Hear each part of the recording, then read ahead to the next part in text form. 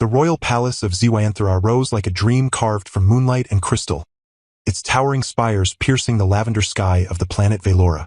Built upon a floating island suspended above a shimmering sea of bioluminescent clouds, the palace pulsed with ancient energy, humming softly beneath the feet of those who walked its translucent corridors. Inside, the air shimmered with the scent of star blossoms, tiny flowers that bloomed only once every 100 years and filled the halls with a fragrance like crushed silver and rain.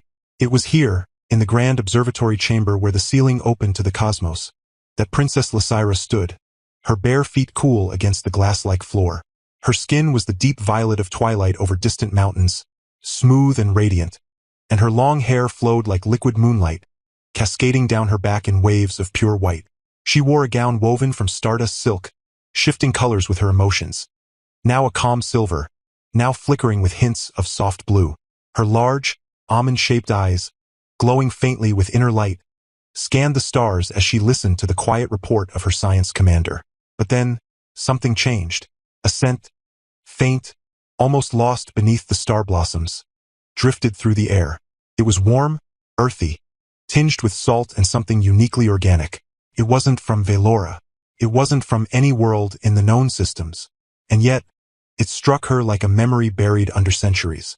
She froze, her breath caught, her fingers, which had been absently tracing a celestial map in the air, stopped mid-gesture. The scent, clean, human, unmistakable, carried with it a flood of images. A crashing ship, fire raining from the sky, the suffocating silence of a dying atmosphere. She remembered the choking smoke, the jagged metal, the way her limbs had refused to move as the gravity field destabilized around her escape pod. She remembered the face. So strange, so soft, with dark eyes wide with fear and determination. A human, a man. He had no weapons, no armor, only a damaged breathing mask and a stubborn will. He had crawled through the wreckage of her pod, pulled her out just as the fuel core began to pulse red. He carried her, staggering, through the burning field, his muscles trembling, his voice hoarse as he muttered words she didn't understand but somehow felt. Hold on. Just hold on. She had lost consciousness in his arms, and when she awoke, she was aboard a Valoran rescue cruiser, healed, safe. But he was gone. No name, no record, just a memory, locked away like a secret star. And now, after 37 solar cycles, that scent had returned. Her heart, three-chambered and built to withstand the low gravity of her homeworld, pounded like a war drum. She turned slowly, her gown whispering against the floor, her eyes scanning the chamber. Servants in silver robes moved quietly. Guards stood at attention, their crystalline armor refracting starlight. And then she saw him. He stood near the archway, slightly apart from the delegation, dressed in a simple, worn flight suit that looked like it had survived 10 wars. His hair was a messy brown, sun-bleached at the edges, and he had a thin scar across his left eyebrow. He was shorter than the Valoran men, broader in the shoulders, and his hands, calloused and strong, were clasped behind his back as he stared up at the open sky, clearly overwhelmed. He hadn't noticed her yet. He was too busy marveling at the twin moons rising through the crystal ceiling, their light painting his face in soft gold and shadow. But she knew. It was him, the human who had pulled her from the fire, the one who had risked everything for a stranger from the stars. Lysira took a step forward, then another. The stardust silk shimmered, turning a deep, pulsing violet, the color of recognition, of awe. The science commander noticed her change and followed her gaze, frowning. "Your Highness," he murmured. "Is something wrong?" She didn't answer. She couldn't. Her throat felt tight. Her mind raced. Why is he here? How? Humans were rare visitors to Velora. Their worlds were light years apart, their governments cautious, their histories marked by misunderstandings and brief, tense alliances. For a human to be standing in the Royal Observatory meant something big had happened, something diplomatic, something urgent. But none of that mattered to her in that moment. All that mattered was the man who had once saved her life, now standing in the same room, unaware. She reached him just as he turned. His eyes, warm brown, flecked with green, met hers. For a second, nothing happened. Then a flicker, a pause, a slow, confused frown. I, he stammered, taking a small step back. "Do I know you?" Lysira's voice, usually calm and melodic, came out softer than she intended. You once carried me through fire. His face went still. Then his eyes widened. Wait. That was you? She nodded. You saved me.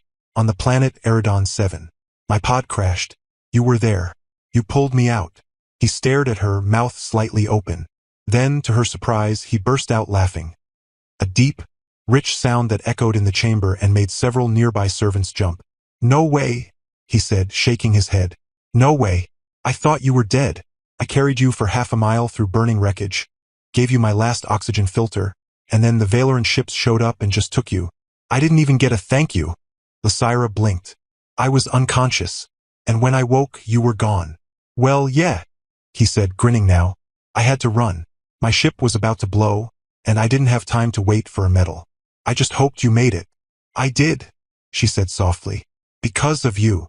They stood there, staring at each other, the weight of years collapsing into a single moment. Around them, the palace continued its quiet rhythm. But in that space between them, time seemed to pause. The science commander cleared his throat. Princess Lysira, he said carefully.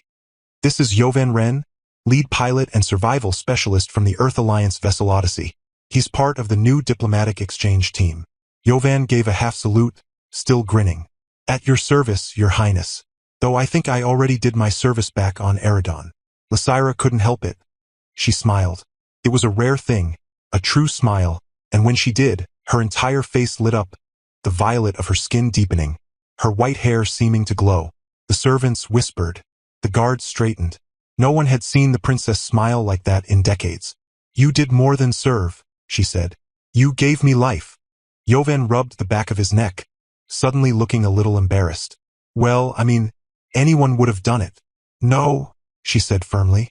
Not anyone. You did. Before he could respond, a sharp alarm blared through the palace. Red lights pulsed along the walls.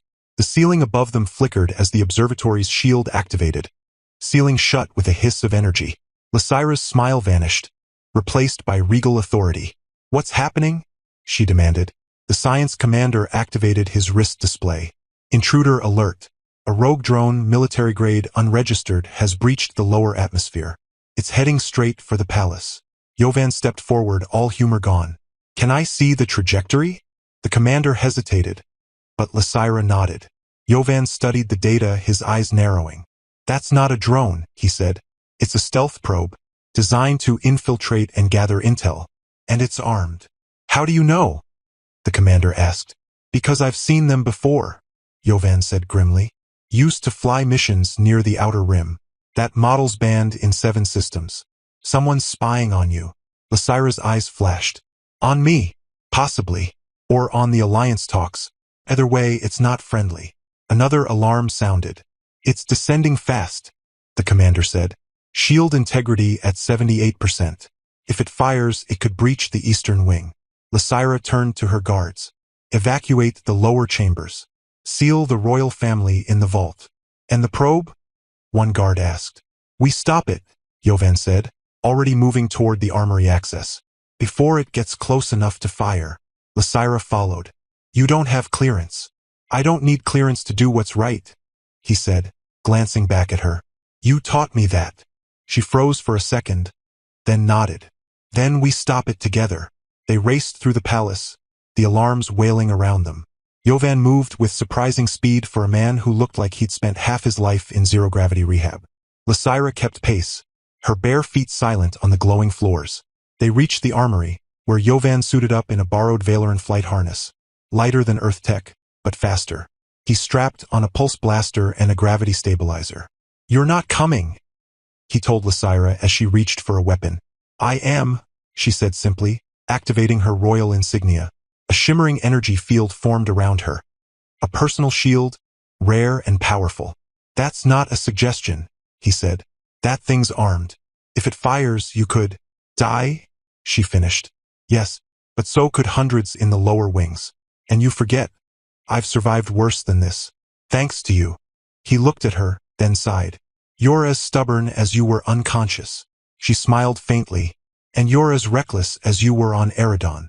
They launched from the skyport in a dual-seater scout craft, the wind howling as they shot into the violet sky. Below, the floating islands glowed like jewels. Above, the twin moons cast long shadows. Jovan piloted, his hands steady, his eyes locked on the radar. There, Lysira said, pointing. A small, dark shape darted through the clouds, moving fast, cloaked in a distortion field. Jovan adjusted course. I'll get close. You disable its core with your energy pulse. But don't get too near. If it explodes, the shockwave could take us both. And if you get too close? She asked. I've got a good track record with explosions, he said with a smirk. She rolled her eyes. Modest too.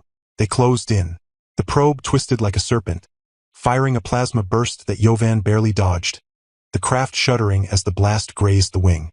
Shields down to 40%, he shouted. Lysira braced herself. Get me within 10 meters. I can disrupt its frequency. 10 meters is suicide. Then make it 9. He gritted his teeth in dove, the craft spinning through a cloud bank, emerging just behind the probe. Lysira activated her energy pulse, her hands glowing with violet light. She leaned out of the cockpit, the wind tearing at her hair, her gown flapping wildly. Now, she cried. Jovan cut the engines and coasted. Lysira thrust her hands forward, releasing a wave of pure energy. Struck the probe, and for a moment nothing happened. Then crack. The cloaking field shattered. The probe spun wildly, its systems failing. It's destabilizing, Jovan yelled. We need to pull back. But before they could, the probe fired one last shot. Not at them, but at the palace. A high-frequency beam lanced toward the eastern wing, where the royal archives were stored. No! Lysira screamed. Jovan didn't hesitate. He slammed the thrusters, veering the scout craft into the beam's path. The impact was deafening. The craft exploded in a burst of light and force, hurling them both into the sky. Lysira blacked out. When she woke, she was lying on a soft bed in the palace infirmary, the scent of healing moss in the air. Her body ached, but her shield had held. She sat up quickly. Jovan, she gasped. A nurse, a gentle-eyed Valoran woman, placed a calming hand on her shoulder. He's alive. Battered, burned, but alive. The med team pulled him from the wreckage. He saved the eastern wing. The beam hit his craft and scattered. Minimal damage. Lysira closed her eyes, relief flooding through her. Then she stood, ignoring the nurse's protests, and walked barefoot through the quiet halls to the recovery chamber. Inside, Jovan lay on a floating medical bed, his body wrapped in regenerative gel, his face pale but peaceful. A breathing mask covered his mouth, and wires connected him to monitors that beeped steadily. She stepped closer, her heart aching. This man, this reckless, brave, impossible human, had saved her life once, and now he had done it again. Not because of duty, not because of politics, but because it was the right thing to do. She reached out and gently touched his hand. His fingers twitched.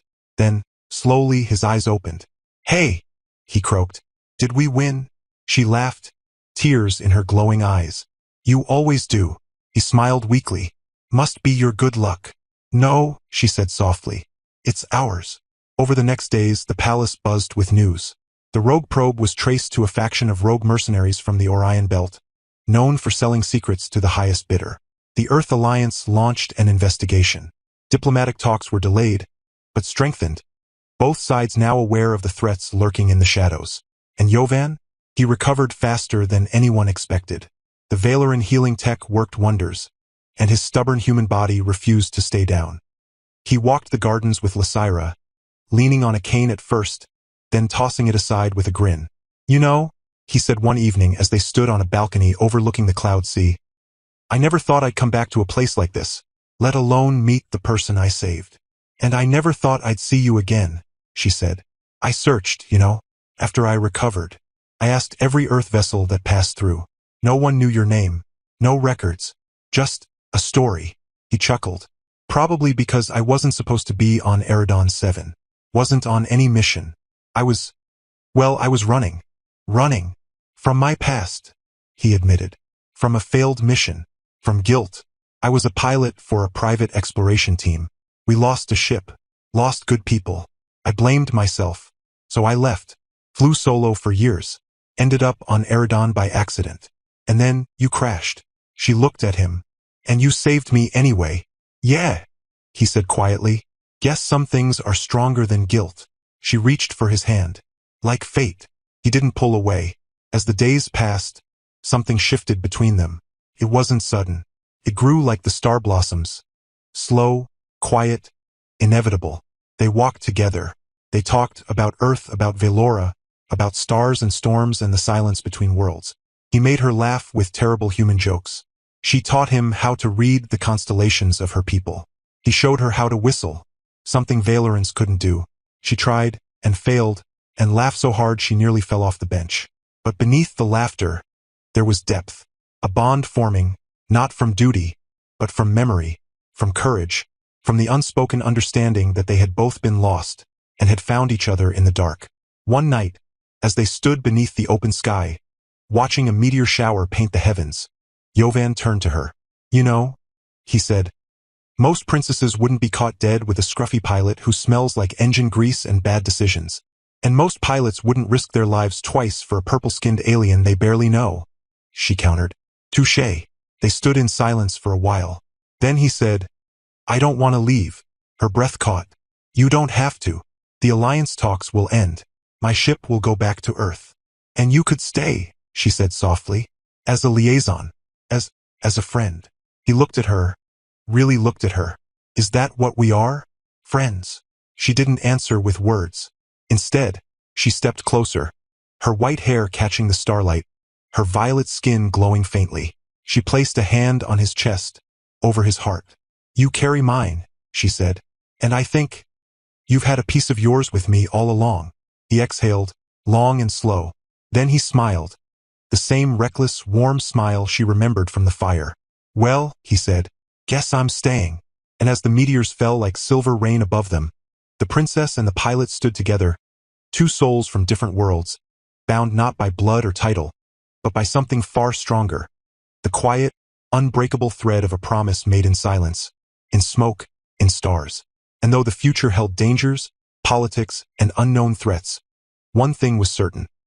They would face it not as strangers, but as something more, something rare, something real.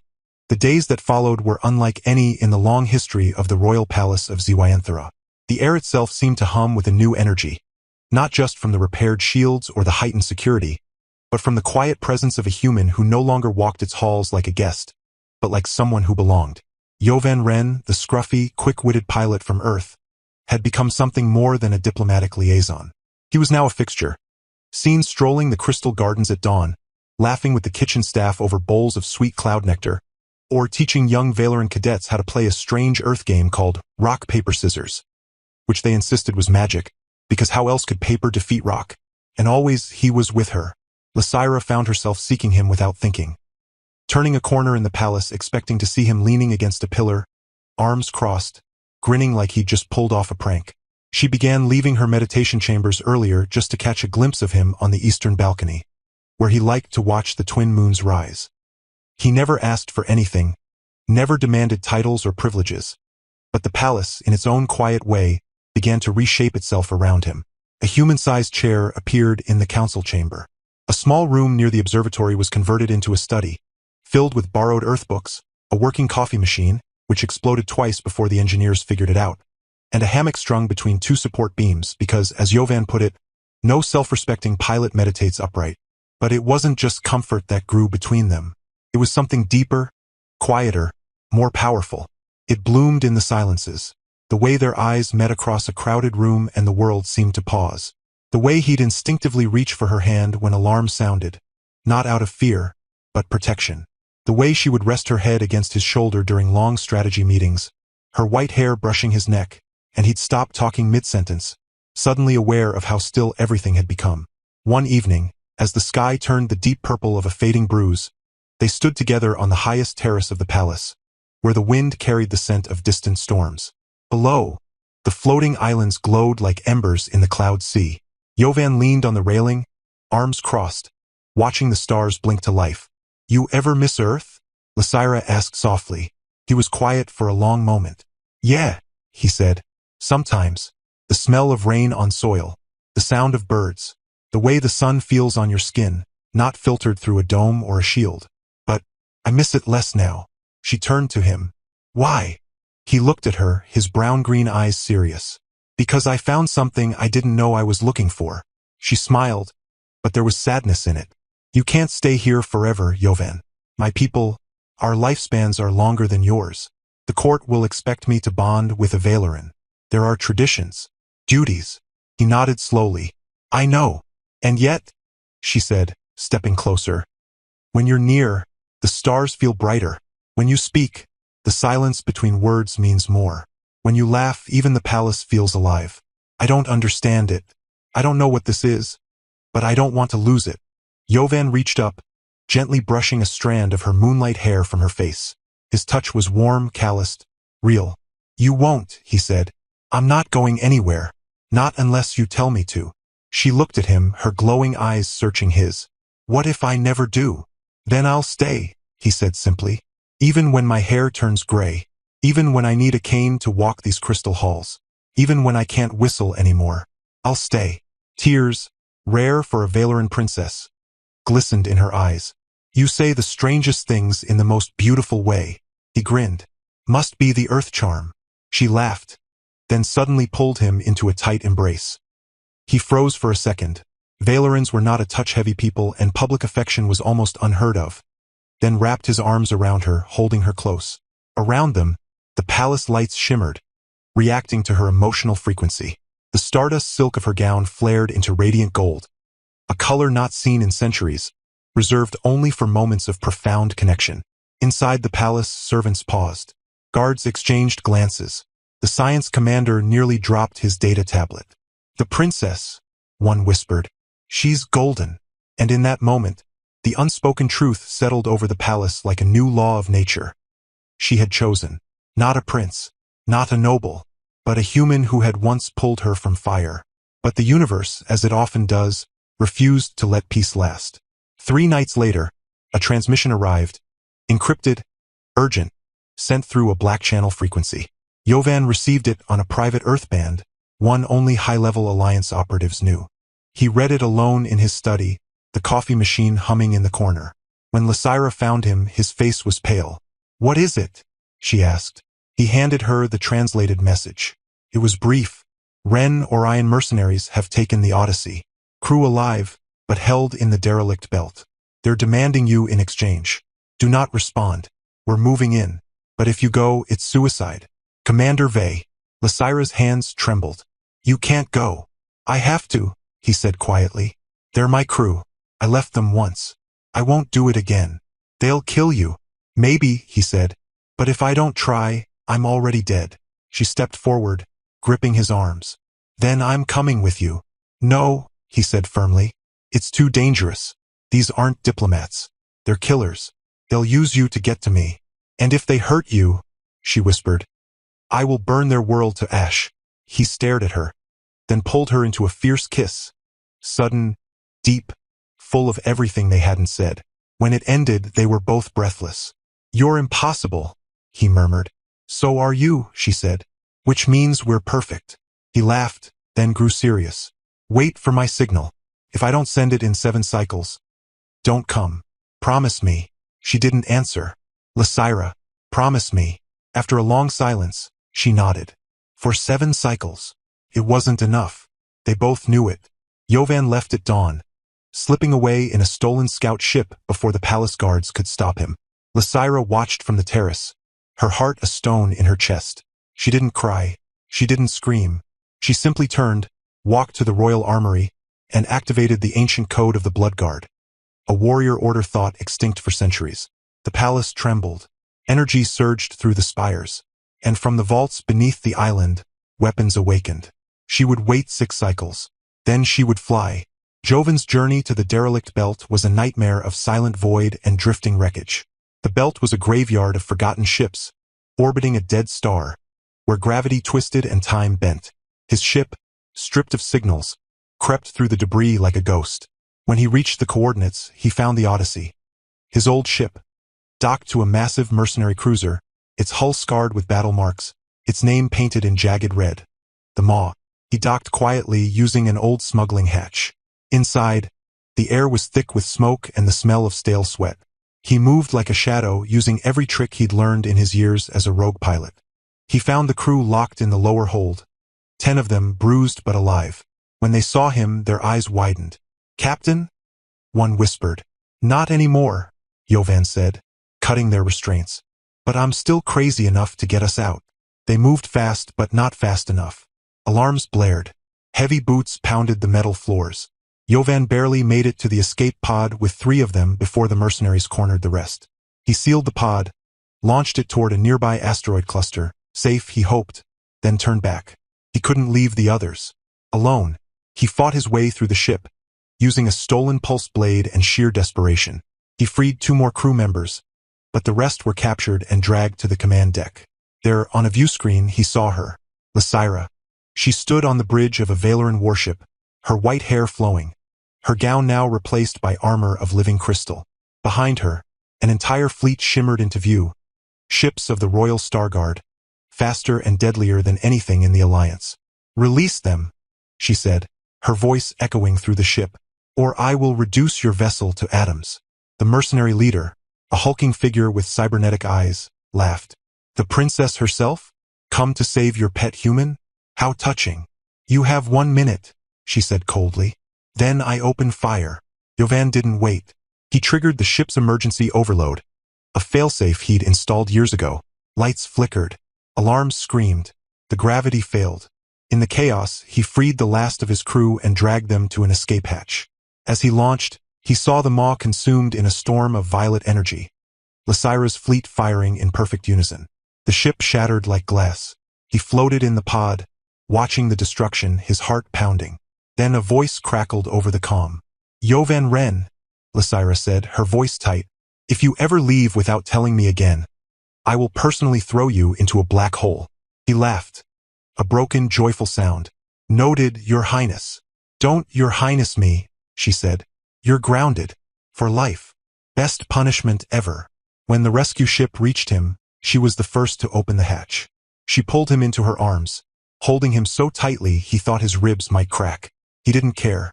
"I told you to wait," he whispered. "I did," she said. "6 cycles. You're impossible. And you're mine." And in that moment, surrounded by stars and wreckage, with their fleets glowing in the distance, they kissed. Not as princess and pilot, not as alien and human, but as 2 souls who had crossed fire, silence, and space to find each other. And the universe, for once, held its breath. The war with the Orion mercenaries did not end that night, but it began to unravel. The destruction of the maw sent shockwaves through the criminal syndicates of the outer systems. The image of the purple-skinned Valoran princess leading a fleet of crystal warships into battle became legend overnight, whispered in smuggler dens, studied in military academies, and even broadcast on Earth's deep space news channels under the headline, "Alien Princess Saves Human Crew in Daring Raid." Jovan Wren, once a forgotten pilot with a dishonorable discharge, was reinstated with full honors by the Earth Alliance and offered a command position. He declined. "I found my mission," he said at the diplomatic summit held in the Grand Hall of Ziwanthera Palace. "Right here." Lysira stood beside him, radiant in a gown of living starlight silk, her white hair woven with silver threads that shimmered like constellations. The entire royal court watched in stunned silence as the human, who had once been an uninvited guest, stepped forward and knelt not in submission, but in devotion. "Lysira of Valora," Jovan said, his voice steady. "I didn't believe in fate when I pulled you from that wreckage. I thought I was just doing the right thing. But now I know it wasn't chance. It was the universe giving me a second chance at life, so I could find you." From his pocket, he pulled not a ring, but a small, glowing shard. A piece of the escape pod that had crashed on Eridon 7, fused with stardust and preserved in crystalline resin. "This is where it started, and I want it to be where our forever begins. Will you bond with me? Not as princess and pilot, not as alien and human, but as us." Tears, real, shimmering, luminous, fell from Lysira's eyes, tracing glowing paths down her violet cheeks. The palace fell utterly silent. Even the wind seemed to pause. Then, in a voice that carried through the hall like a song of the stars, she said, "I have waited across lifetimes for you, Jovan Wren, and I will wait no longer." She reached down, took his hand, and pulled him to his feet. And before the gathered dignitaries of Earth and Valora, she kissed him. A kiss that made the palace lights flare gold once more, that sent ripples through the energy fields, that caused the ancient stargates to hum in harmony. The bonding ceremony was held beneath the open sky, on the floating meadow where the star blossoms had bloomed for the first time in centuries. Drawn, the elders said, by the strength of a love that defied worlds. Valoran tradition required no vows spoken aloud, for the bond was sealed through a ritual of light and memory, two souls sharing their deepest moments in a stream of glowing energy that arced between their hands. But Jovan, ever the rebel, added his own touch. He stood before the celestial altar, dressed in a fusion of earth and Valoran attire, a jacket of black flight leather lined with silver star weave, his boots scuffed but proud. And when it was his turn, he didn't just share memories. He spoke them. "I remember the smoke," he began, his voice echoing across the meadow. "The fire, the moment I saw you, unconscious, glowing like a fallen star. I didn't know your name, I didn't know your world, but I knew, in my bones, that I had to save you. And when I carried you through that burning field, I wasn't just saving a life. I was saving my own." Lysira closed her eyes, tears flowing freely as the memory stream played above them. Jovan crawling through wreckage, her limp body in his arms, the sky burning red. "And I remember," he continued, "the first time you smiled at me in this palace, the way the light changed, the way my heart stopped. I knew then that I wasn't just staying for duty. I was staying for you, for this, for us." When Lysira shared her memories, the sky itself seemed to weep light. She showed her people the crash, the fear, the moment she woke in a Valoran medbay and asked, "Where is the human?"